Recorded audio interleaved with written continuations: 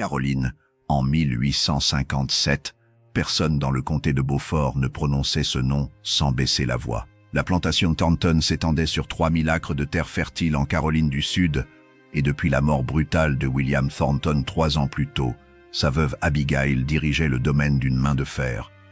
Mais ce n'était pas sa compétence en affaires qui alimentait les ragots dans les salons feutrés de Charleston. C'était Ben.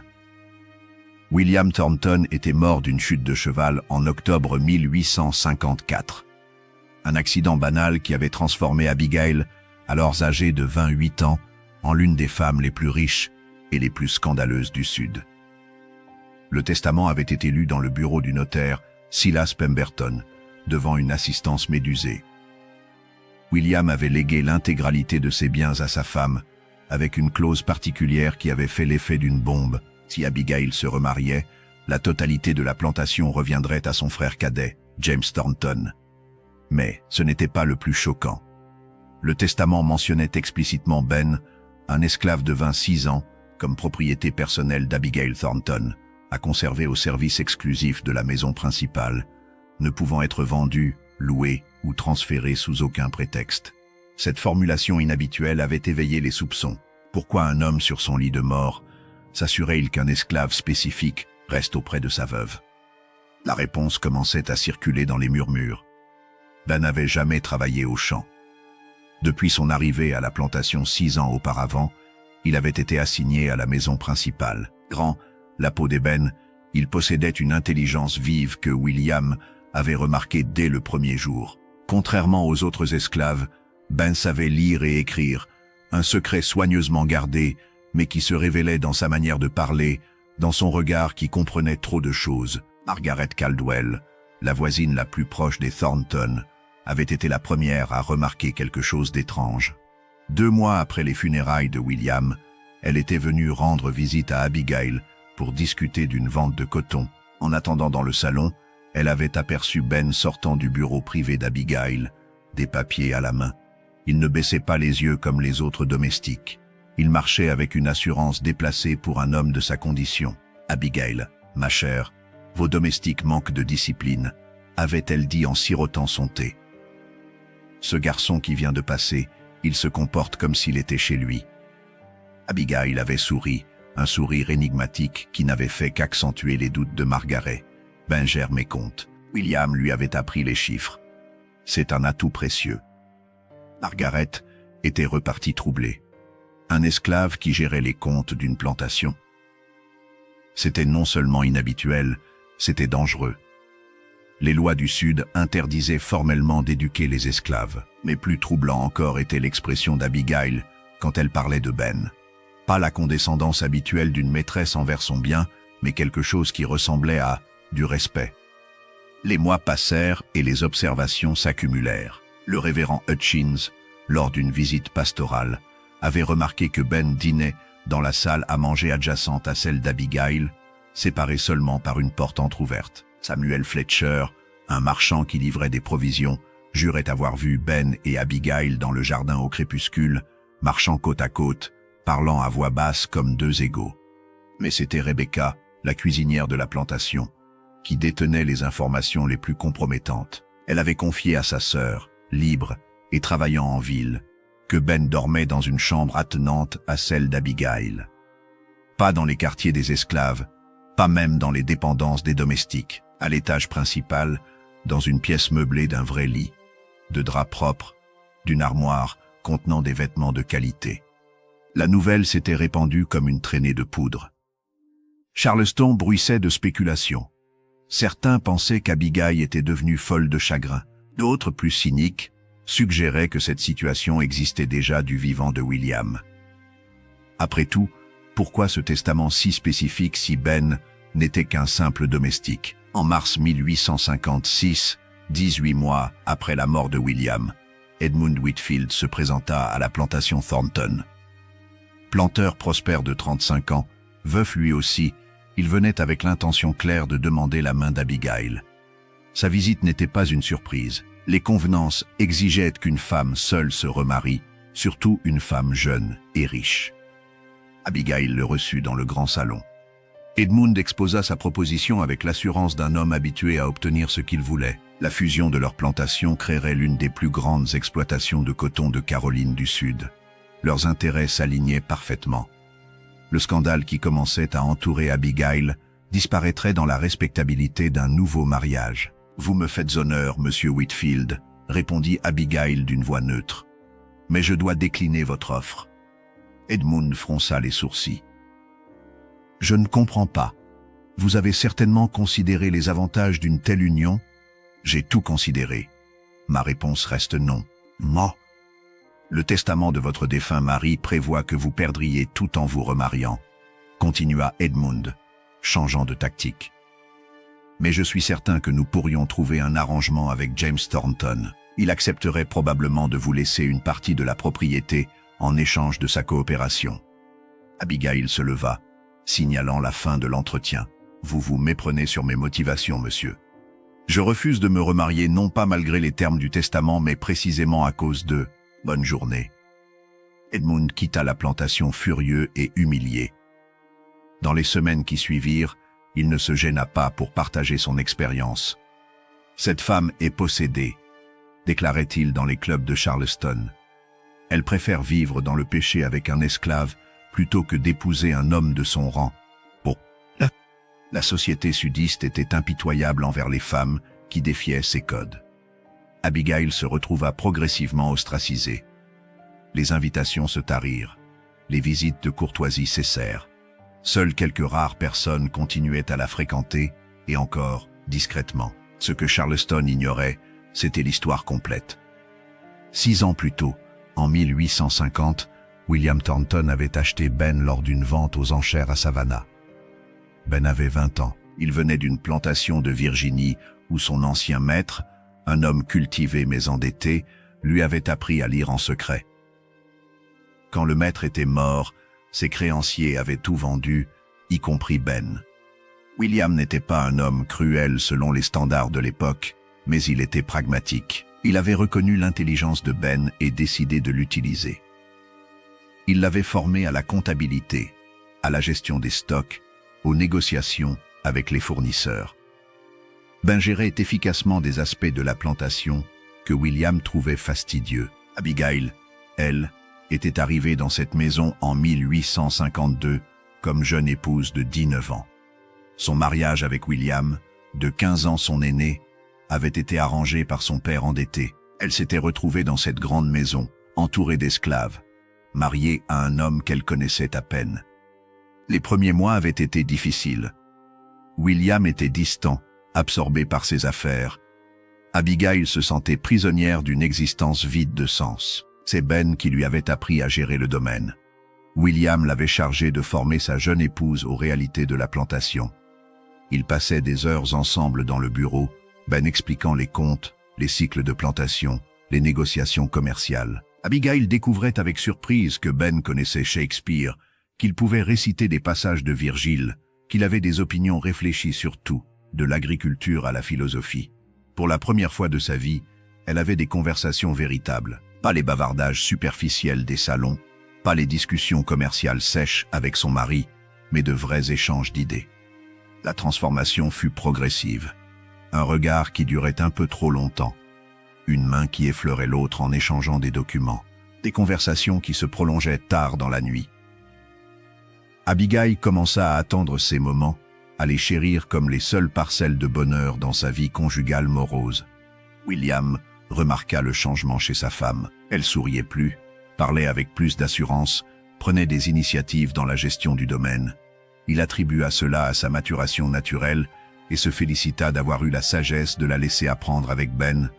Il ne voyait pas, ou ne voulait pas voir, ce qui se développait sous son toit. L'inévitable arriva au printemps 1854. William était parti pour une semaine à Charleston pour des affaires.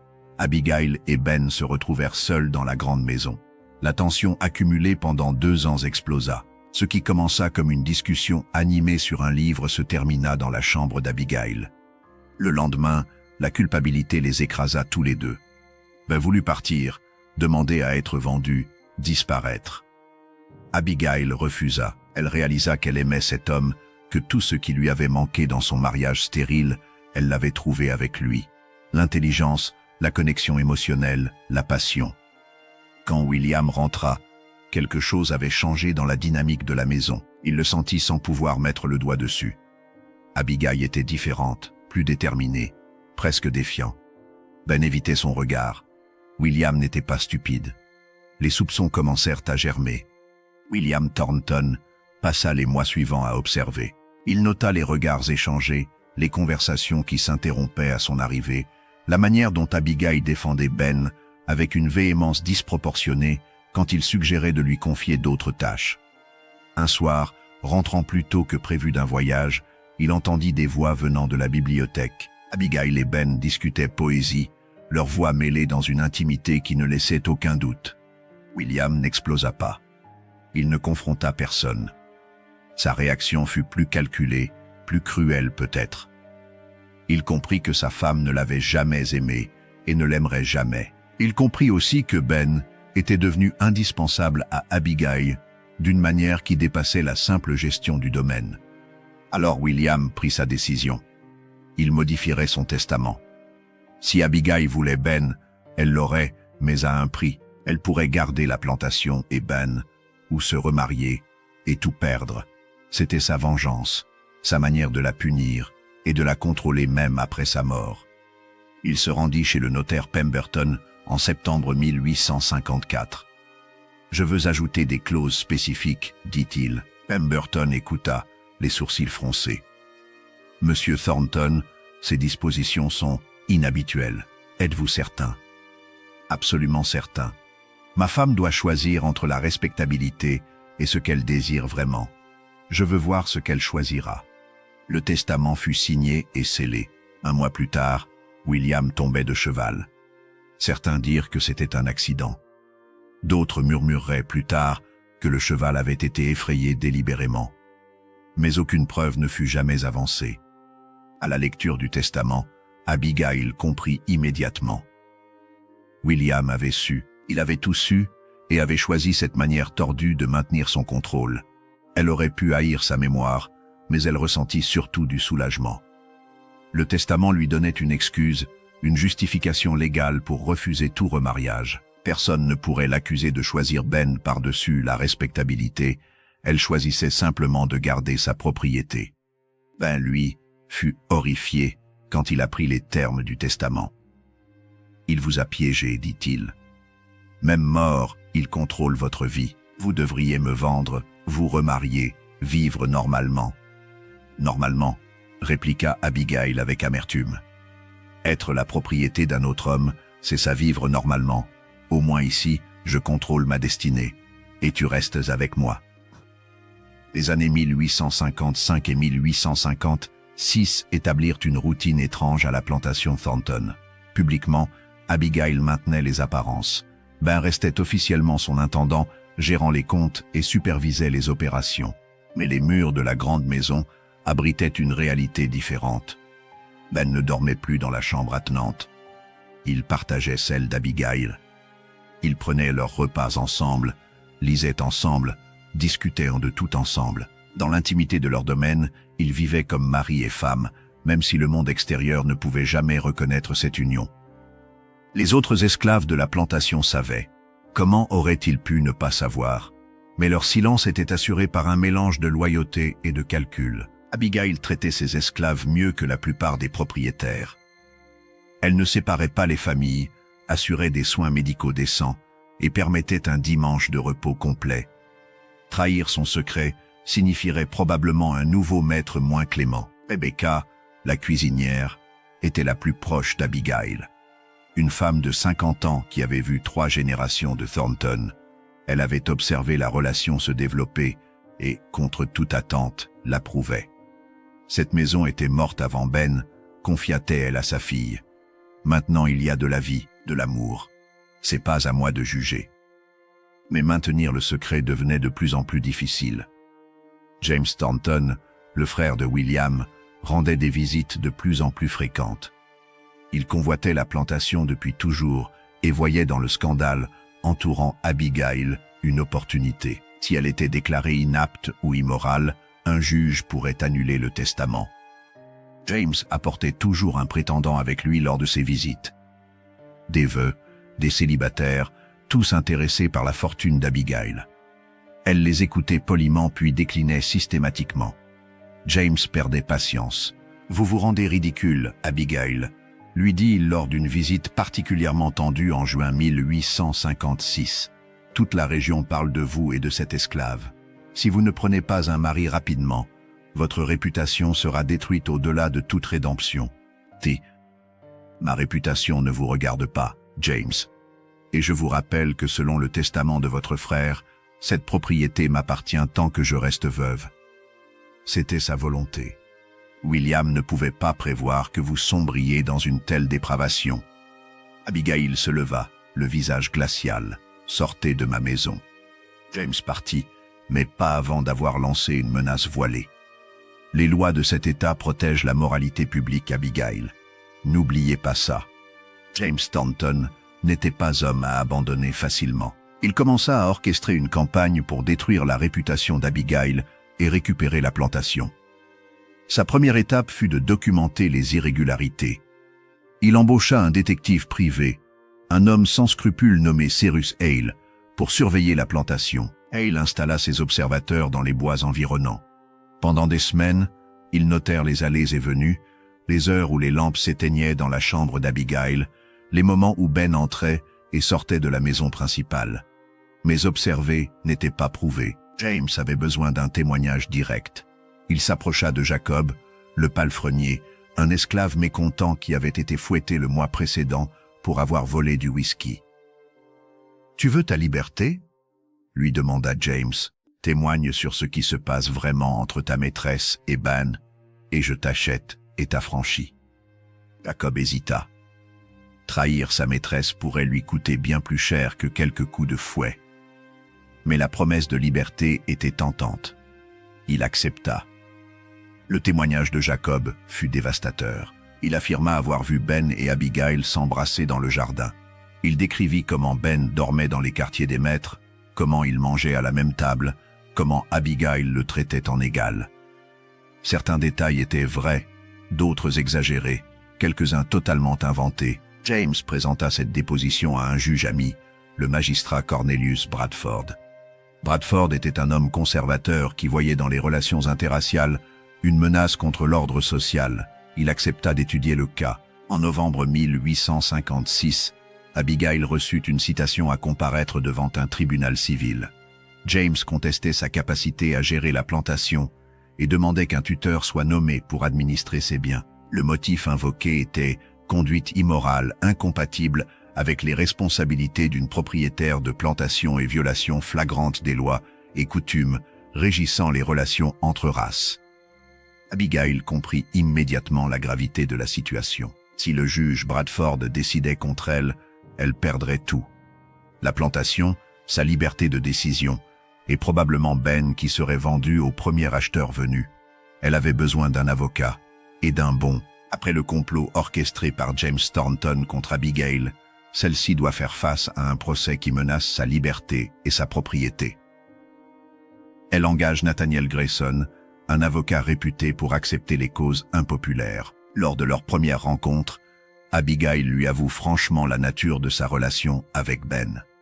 Grayson lui explique que la vérité compte peu au tribunal, seules les preuves admissibles importent. Il identifie immédiatement une faille dans le dossier de James.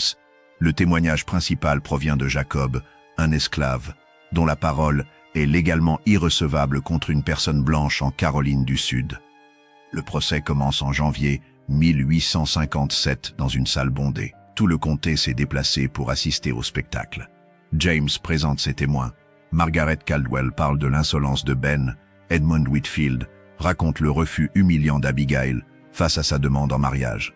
Puis vient Jacob. Grayson tente de faire déclarer son témoignage irrecevable, mais le juge Bradford l'accepte tout en précisant que sa crédibilité sera évaluée avec prudence. Grayson change alors de tactique et démontre que Jacob a été fouetté pour vol et que James lui a promis sa liberté en échange de son témoignage, révélant ainsi les motivations intéressées du palefrenier. La défense appelle ensuite Rebecca, qui affirme que Ben dort dans les quartiers des domestiques et qu'elle n'a rien observé d'inapproprié. C'est un mensonge, mais il crée un doute. Le révérend Hutchin témoigne qu'Abigail gère sa plantation de manière exemplaire et traite ses esclaves avec humanité. Enfin, Grayson présente les registres financiers prouvant que sous la direction d'Abigail, avec l'aide de Ben, la plantation a prospéré avec une augmentation de 30% des revenus. Il conclut en affirmant que James cherche simplement à s'emparer de la propriété de sa belle-sœur en salissant sa réputation. Après 2 jours de délibération, le juge Bradford rend son verdict. Il rejette la demande de tutelle, concluant que James n'a pas suffisamment prouvé l'incapacité d'Abigail. Cependant, il exprime sa profonde préoccupation concernant les rumeurs et exhorte Abigail à considérer les convenances sociales. C'est une victoire amère pour Abigail qui garde sa propriété, mais voit sa réputation définitivement ternie. Les mois suivants sont particulièrement difficiles. Charleston ferme complètement ses portes à Abigail. Les commerçants hésitent à traiter avec elle. Le révérend Hutchin lui fait savoir qu'elle n'est plus la bienvenue à l'église, car sa présence cause du scandale. James, furieux de sa défaite, répand des rumeurs encore plus venimeuses suggérant qu'Abigail pratique la sorcellerie et a empoisonné William. Malgré l'ostracisme, Abigail continue à gérer sa plantation avec efficacité, diversifiant les cultures et modernisant les équipements. Ben et Abigail développent un système de signaux pour communiquer discrètement devant les visiteurs.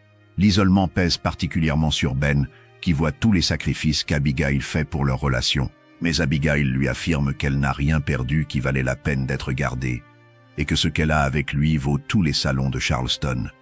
En 1857, alors que les tensions politiques montent dans le sud, Ben reçoit un message d'un jardinier itinérant. Les abolitionnistes du Nord proposent de les aider à s'échapper pour vivre librement comme mari et femme. La tentation est forte, mais Abigail soulève un dilemme moral. Si elle abandonne la plantation, James en prendra le contrôle et vendra probablement tous les esclaves, séparant les familles. Ben se retrouve face à un choix déchirant entre sa liberté et le bien-être de dizaines d'autres personnes. Il décide finalement de rester et Abigail modifie son testament pour garantir que les esclaves restent ensemble et que Ben soit affranchi à sa mort. En août 1857, James revient avec une nouvelle stratégie. Il arrive accompagné du shérif et d'un médecin spécialisé dans les maladies mentales, le docteur Ellsworth, pour évaluer l'état mental d'Abigail. Ce dernier est en réalité un charlatan acheté par James. Après un examen de 2 heures où Grayson défend brillamment sa cliente, le docteur conclut qu'il ne trouve aucune preuve de démence manifeste, seulement des tendances à l'excentricité. James repart furieux, menaçant qu'un jour Abigail ou Ben feront une erreur qui lui permettra de récupérer la propriété. L'histoire d'Abigail et Ben commence à circuler parmi les esclaves de la région, devenant un murmure d'espoir, prouvant que les barrières sociales ne sont pas infranchissables. Mais cette inspiration a aussi un côté sombre. Une femme blanche d'une plantation voisine surprise avec un esclave est chassée de chez elle et les 2 amants sont séparés à jamais. Cet événement rappelle à Abigail et Ben leur chance d'avoir des moyens de se défendre et les pousse à redoubler de discrétion. Ben consigne leurs pensées et expériences dans des journaux qu'ils cachent sous un panneau du bureau, espérant qu'un jour quelqu'un les découvrira et comprendra leur histoire. Abigail planifie l'avenir en investissant discrètement dans des entreprises du Nord et en établissant des contacts avec des avocats dans des États plus libéraux. En décembre 1857, lors d'une soirée tranquille devant la cheminée, Ben et Abigail réfléchissent à leur existence paradoxale. Ben est un esclave vivant comme un homme libre, Abigail une femme libre vivant comme une prisonnière. Ils reconnaissent que William, en essayant de punir Abigail avec son testament, lui a paradoxalement donné la justification légale pour vivre selon ses propres termes. L'histoire se termine en rappelant que leur amour continua bien au-delà de 1857, traversant la guerre civile et la reconstruction. Les journaux de Ben, découverts des décennies plus tard dans les ruines de la plantation, révélèrent la vérité que Charleston avait voulu enterrer. L'amour ne reconnaît ni loi ni couleur de peau et peut triompher même dans les circonstances les plus impossibles.